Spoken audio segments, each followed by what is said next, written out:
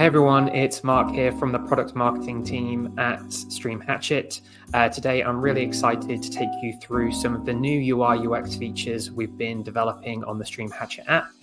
We've been focusing a lot on how can we simplify the access to the data, but also make the data much smarter.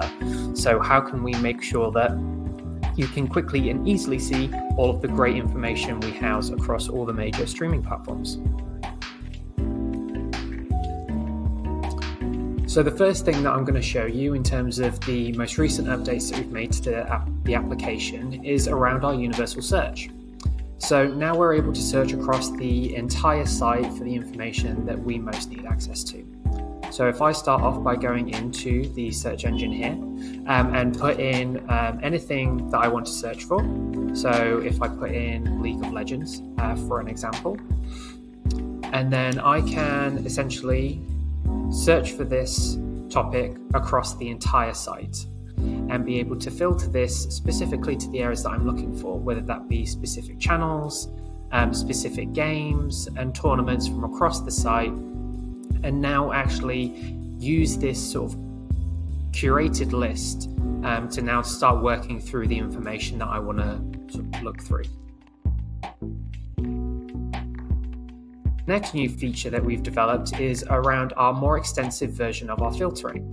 So by going here into channel discovery, we now have a far more extensive filter section that you can now choose from.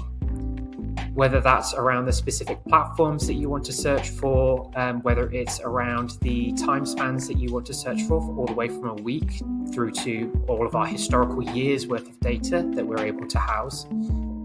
You can search by specific games that creators have played or primarily play, the types of content that they produce, such as whether they're VTubers or not, and the languages that they stream in, as well as the genders that we're actually tracking as well across our platform. So for example, if I want to look for streamers that are playing different Pokemon games, I can add that, or to the trading Pokemon card game. I can add that to my filter, and I can add as many games as I want to this. And then I can also look for all of those that are streaming in English. And now that is all filtered, and click apply. And now I have access to all of this data that I can easily go through. If this is data that I'm going to be using on a regular basis, I can also now save this filter.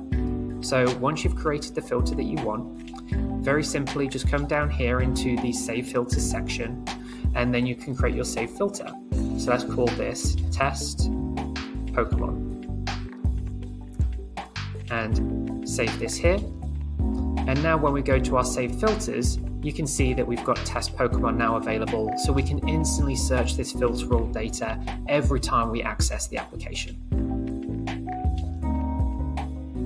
Another new feature that we've created is about the managing and addition of those for the groups that you create within our app.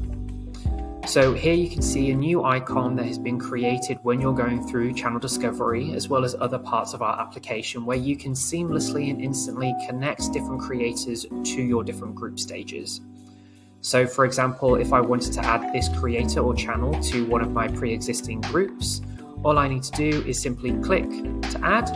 And then if at any time while I'm in this section of the application and want to remove them, another simple click removes them from that group. We've also created a dedicated centralized area where you can manage all of your groups within one space. This is where you can come to manage your groups, the naming, as well as look at all of the data across these individual groups that you've created. If you want to start filtering by specific groups based on the creators that you're tracking within our application, it's as simple as going to the Stream Titles section of the application, then going into the Filters section of the application, and you can see now that there is a dedicated area specifically for groups.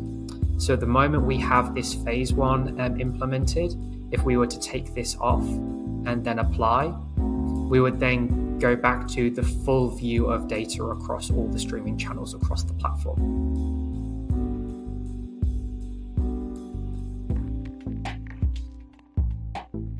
So if we go here into our channel discovery section of the application and choose any of the creators that we want to look at. So for example, if I go here to Lo-Fi Girl, you'll open up a new tab that will take you through to a dedicated area of all the data that we currently house on them. Some significant updates that we've made are specifically around the integration of both streaming and social data within our app. So here you can see Lo-Fi Girl's current both streaming and social platform reach.